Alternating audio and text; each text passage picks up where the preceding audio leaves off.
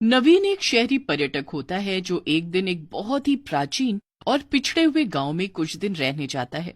तभी जब वो रास्ते में एक हाथगाड़ी पर सवार होकर अपने मकान की ओर जा रहा होता है। अरे भाई साहब, नए लग रहे हो गांव में। हाँ काका, मैं एक पर्यटक हूँ और इस गांव में घूमने आया हूँ। काफी सुंदर गांव है ये, पहाड़ों और नदियों से घिरा हुआ। साहब, जितना सुंदर दिखता है उतना ही डरावना भी है। बस एक सहूलियत देता हूँ, रात को सोने से पहले अपने घर के बाहर एक अच्छा सा पकवान बनाकर रख देना, वरना बहुत बुरा होगा। क्या? ये आप क्या कह रहे हैं काका? मैंने तो घूमते वक्त ही बाहर से खाना खा लिया था। फिर भी मैं जो कह रहा हूँ वो कीजिए, वरना आप बहुत बुरी तरह पछताएंगे। इस गांव में भूखी चुड़ैल का वास है। क्या कहा? भूखी चुड़ैल? नवीन उस हाथगाड़ी वाले की बातों पर विश्वास नहीं करता और बिना बाहर खाना रखे ही सो जाता है। जब वो अपने मकान के कमरे में सो रहा होता है, तभी अचानक से रात के 2 बजे दरवाजे पर खटखट होती है। नवीन खिड़की से झांक कर देखता है, तब दरवाजे के बाहर कोई भी नहीं होता। अजीब बात है, कोई भी नहीं है। फिर रात के 2 बजे कौन दरवाजा नॉक कर रहा होगा? खैर, शायद मेरे कान ही बज रहे होंगे। चलो सो जाता हूँ। नवीन सोने जा ही रहा होता है कि तभी फिर से उसका दरवाजा बजता है। खाना दे, जल्दी से मुझे खाना दे, मुझे भूख लगी है, खाना दे। ये क्या? ये तो एक चुड़ैल है। नहीं, हाथी गाड़ी वाले काका ने जो कहा था वो सच ही था। अब मैं क्या करूं? मेरे पास तो इसे देने के लिए कुछ भी नहीं है। नवीन बहुत परेशान हो जाता है। तभी वो चुड़ैल उसके घर के अंदर घुस आती है। नवीन नजर घुमाता है तो वो देखता है कि वो उसके कमरे की अलमारी पर बैठी हुई है।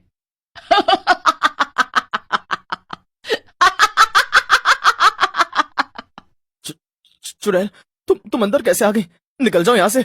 तेरी इतनी हिम्मत, तू मुझे निकलने का आदेश देगा? मैं एक सर्वशक्तिशाली चुड़ैल हूँ और आज तूने इस गांव का नियम तोड़ा है। नियम? कैसा नियम? तूने मेरे लिए घर के बाहर खाना ना रखकर बहुत बड़ी गलती कर दी है। अब तुझे उस गलती की सजा भुगतनी होगी। आ, मेरी आंखें! नहीं, नहीं। अगले दिन नवीन के मकान में सरपंच समेत बाकी गांव वाले भी इकट्ठा हो जाते हैं और नवीन के बड़े भाई रोहित और भाभी शिखा को गांव में उसकी देखरेख करने के लिए बुलाया जाता है। मैंने उस चुड़ैल को खाना नहीं दिया, इसीलिए उसने मेरी आंखें निकाल ली और अपने साथ ले गई। अब मैं क्या करूं? मैं तो अंधा हो गया भैया भाभी। सरपंच जी, अगर आपके गांव में उस भूखी चुड़ैल का खौफ फैला हुआ है तो आपको हर एक पर्यटक और बाहर से आने वाले व्यक्ति को बताना चाहिए था ना। नहीं रोहित भैया, मुझे पता था। मुझे एक हाथ गाड़ी वाले काका ने बोला था, लेकिन मैंने उनकी बातों पर विश्वास नहीं किया और सो गया बगैर खाना रखे ही। सरपंच जी, उस भूखी चुड़ैल के लिए दरवाजे के बाहर खाना रखना इतना जरूरी क्यों है? बेटी, ये बहुत सालों पहले की बात है।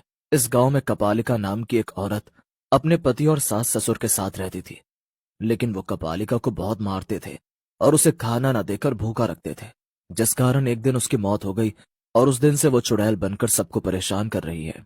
लेकिन इस चुड़ैल को रोका भी तो जा सकता है ना। आप लोगों ने कुछ कदम क्यों नहीं उठाया? नहीं, कोई टोना टोटका काम नहीं आया। हमने सब कुछ करके देख लिया, लेकिन वो भूखी चुड़ैल बहुत भयानक और शक्तिशाली है। अगर किसी ने उसे खाना नहीं दिया तो वो उस व्यक्ति के साथ बहुत बुरा करती है और उसे किसी न किसी तरह से अपाहिज करके चली जाती है। हे भगवान! रोहित, तुम देवर जी को यहाँ से ले चलो। ये गांव खतरे से खाली नहीं। यहाँ की भूखी चुड़ैल हमारे साथ भी गलत कर सकती है। हाँ शिखा, तुम सही कह रही हो। नहीं नहीं रोहित बेटा, ऐसा मत करो। अगर तुम दोनों चुड़ैल को खाना दिए बगैर ही गांव से चले गए तो वो तुम दोनों को भी नहीं छोड़ेगी। नहीं सरपंच जी, ऐसा कुछ नहीं होगा। हम दिन में ही निकल रहे हैं आज। हम शहर जाकर देवर जी का इलाज करवाएंगे। हाँ सरपंच जी, ऐसा मत कीजिए। आपको उस चुड़ैल को खाना तो खिलाना ही होगा। हाँ, एक बार जब कोई इस गांव में आता है और वो उस भूखी चुड़ैल कपालिका को खाना दिए बिना ही चला जाता है, तब वो उस व्यक्ति के पीछे हाथ धोकर पड़ जाती है। रुक जाइए और उसे खाना देकर ही जाइए। शिखा और रोहित दोनों सरपंच और गांव वालों की बात नहीं सुनते हैं और अपनी मनमानी करते हुए एक बैलगाड़ी पर सवार होकर नवीन को लेकर गांव से बाहर जाने के लिए प्रस्थान करते हैं। बैलगाड़ी चलाने वाली एक औरत होती है। खामखा सभी गांव वाले हमें कुछ भी कह रहे थे। अच्छा हुआ कि हम जल्दी से इस भूतिया गांव से बाहर निकल रहे हैं।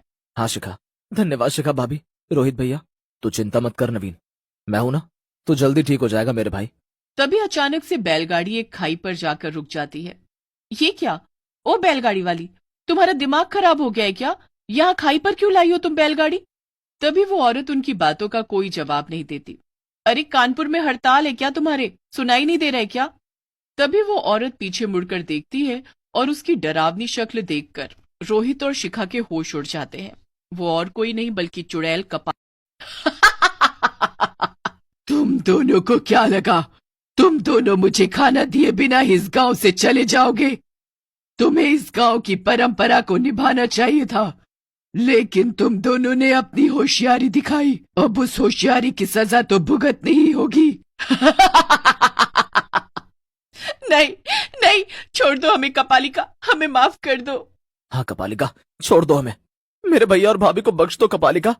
कपालिका कभी किसी को माफ नहीं करती। गलती की है तो सजा तो भुगतनी ही पड़ेगी। कपालिका उन दोनों का गला पकड़ती है और हवा में उड़ते हुए उन्हें खाई के नीचे फेंकने जा ही रही होती है कि तभी अंधा नवीन बैग में रखे बचे हुए समोसे और कचौरियां जैसे तैसे निकालता है और वो कपालिका को चिल्लाते हुए कहता है, कपालिका कपालिका छोड़ दो उन्हें, ये देखो हम तुम्हें समोसे और कचौरियां देंगे, छोड़ दो उन्हें। नवीन की आवाज सुनकर और समोसों और कचौड़ियों की खुशबू सूंघकर कपालिका की लार टपकने लगती है और वो रोहित और शिखा को जमीन पर फेंककर समोसे और कचौड़ियों की तरफ भागती है और उन्हें पागलों की तरह खाने लगती है। वाह वाह, क्या बात है, वाह वाह वाह वाह वाह।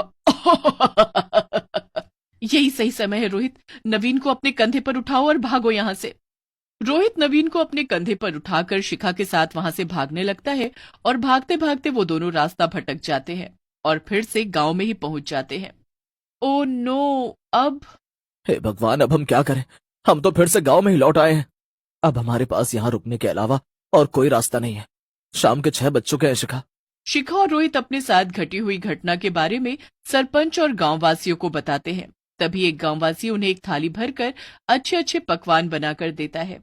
ये लीजिए, ये मेरी घरवाली ने खाना बनाया है। ये थाली रात को सोने से पहले दरवाजे के बाहर रख देना, और हाँ, सुबह 6 बजने के बाद ही अपना दरवाजा खोलना। ठीक है, धन्यवाद भाई साहब। मैंने आप दोनों से कहा था कि उस चुड़ैल को खाना देते हुए जाना। माफ कीजिएगा सरपंच जी, हमने आपकी बात नहीं मानी, लेकिन अगर आज देवर जी सही समय पर वो बैग में से बचे हुए समोसे और कचौड़ियां नहीं निकालते तो कपालिका हमें उसी खाई से नीचे ही फेंक देती। रात में शिखा घर के दरवाजे के बाहर खाना रखती है और वो तीनों सो जाते हैं।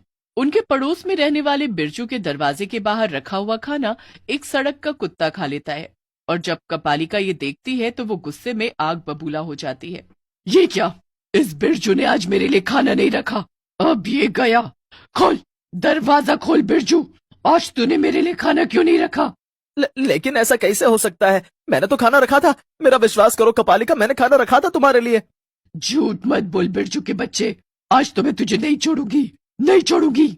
चुड़ैल कपालिका की आवाज सुनकर शिखा और रोहित उठ जाते हैं और वो अपने घर की खिड़की से बिरजू के घर के बाहर हो रहे इस तमाशे को देखते हैं। हे भगवान, लगता है बिरजू भैया की थाली का खाना गली का कुत्ता खा गया। हाँ रोहित, जब मैं अपने दरवाजे के बाहर खाना रख रही थी तभी बिरजू भैया भी रख रहे थे, लेकिन अभी उनकी थाली में से सारा खाना गायब हो चुका है।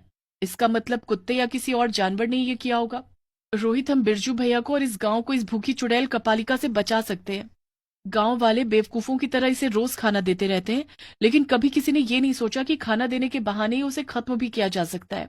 शिखा तुरंत अपने पास बचे हुए खाने को एक थाली में परोसती है और उसमें गांव के भव्य शिव मंदिर से मिली भस्म मिलाती है।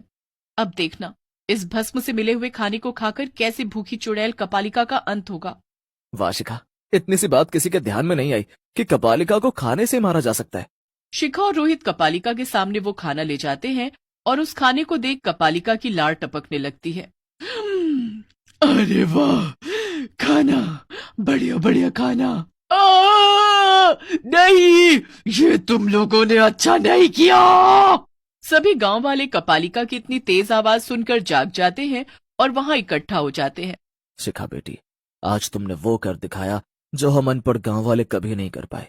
कभी कभी हम इंसान भी किसी पहेली को सुलझाने के लिए दुनिया भर की तिकड़म लगा लेते हैं, लेकिन असल में उस पहेली का हल तो बहुत आसान ही होता है। धन्यवाद शिखा भाभी, आपने इस गांव को उस भूखी चुड़ैल के कहर से मुक्त किया है। कपालिका जलकर राख हो जाती है। इस तरह अंत में भूखी चुड़ैल खत्म हो जाती है, जिसके बाद रोहित और शिखा शहर जाकर नवीन का इलाज करवाते हैं और साथ ही उस गांव में सभी लोग बिना किसी डर के आराम से रहने लगते हैं।